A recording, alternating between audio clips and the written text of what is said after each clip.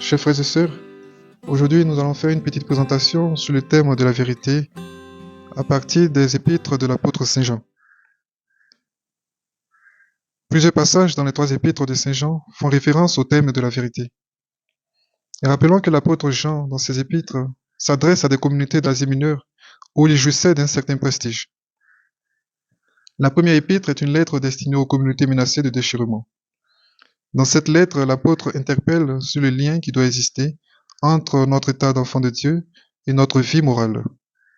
Pour ce faire, il commence par relater son expérience. Dans son introduction, il dit ceci: « Ce qui était dès le commencement, ce que nous avons entendu, ce que nous avons vu de nos yeux, ce que nous avons contemplé, ce que nos mains ont touché du Verbe de vie, nous en rendons témoignage, et nous vous annonçons la vie éternelle, qui était tournée vers le Père et qui nous est apparue. Ce que nous avons vu et entendu, nous vous l'annonçons, afin que vous aussi vous soyez en communion avec nous. » La vérité se définit communément comme l'adéquation entre le jugement et la réalité. De sorte qu'une proposition ou une théorie est dite vraie lorsqu'elle est conforme au réel et qu'elle peut être attestée par l'observation ou par l'expérience. Ainsi, Saint Jean, en commençant son épître par cette affirmation, nous fait comprendre que ce qu'il va aborder à la suite n'est pas une histoire qui lui a été racontée, mais un vécu personnel digne de confiance. Cette vérité dont il témoigne a un nom et c'est une personne, Jésus-Christ, Dieu fait homme. Aussi, le thème vérité dans la première épître apparaît-il à 9 reprises et est employé de différentes manières pour montrer les exigences qu'il implique. Nous relèverons quelques occurrences dans cette première épître. L'un des symboles de la vérité est la lumière. Saint Jean affirme que Dieu est lumière et qu'en lui il n'y a point de ténèbres. En effet, comme nous l'avons dit plus haut, la vérité telle que définie par l'apôtre est une personne et cette personne, c'est le Christ. Jésus, dans l'évangile selon Saint Jean, se présentait comme la lumière du monde.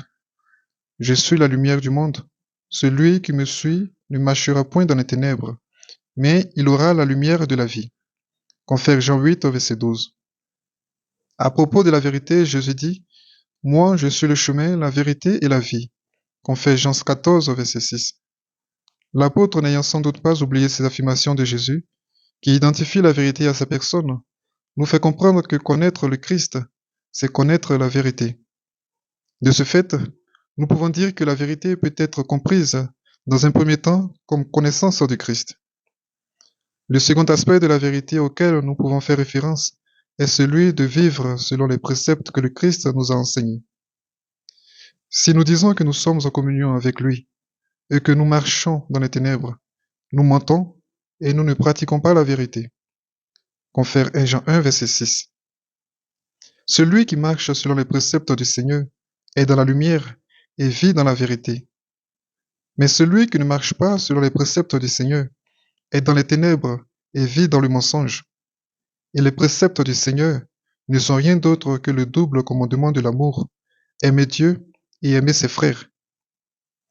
Le troisième aspect de la vérité que nous pouvons retenir dans cette épître est qu'elle est assimilée à l'Esprit de Jésus, l'Esprit Saint. En effet, l'Esprit Saint est celui qui nous rappelle l'enseignement de Jésus, nous dit Saint Jean au chapitre 14 du verset 26 de son évangile, mais aussi nous guide dans la vérité tout entière, confère Jean 16 au verset 13.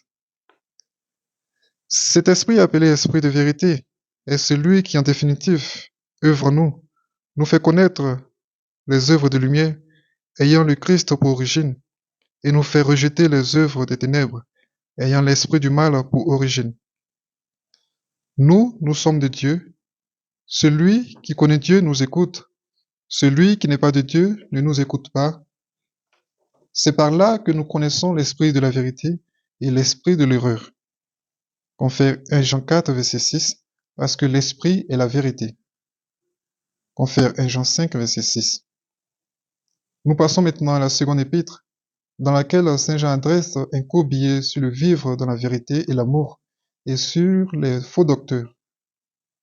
Comme dans la première épître, l'apôtre rappelle que la vérité est Jésus-Christ dans un premier temps, et dans un second temps, quel est l'enseignement qu'il leur a transmis et qui demeure en eux.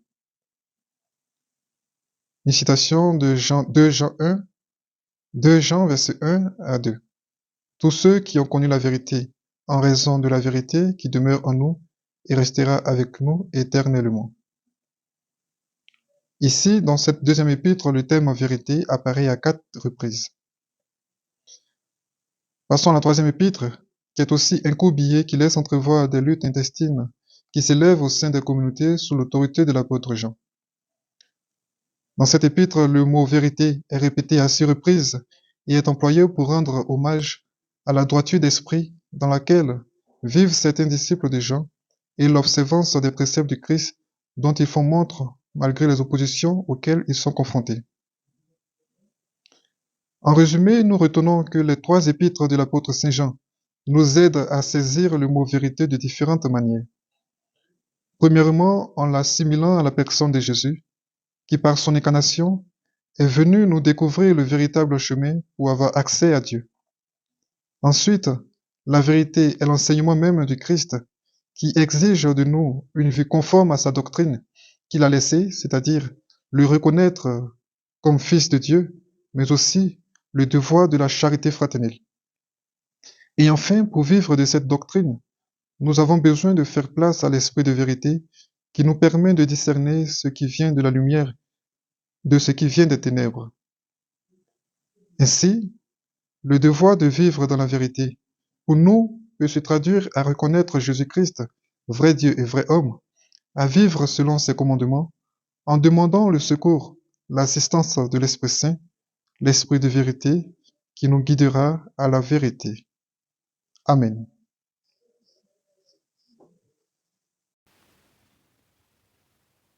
Notre Père qui es aux cieux, que ton nom soit sanctifié, que ton règne vienne, que ta volonté soit faite sur la terre comme au ciel.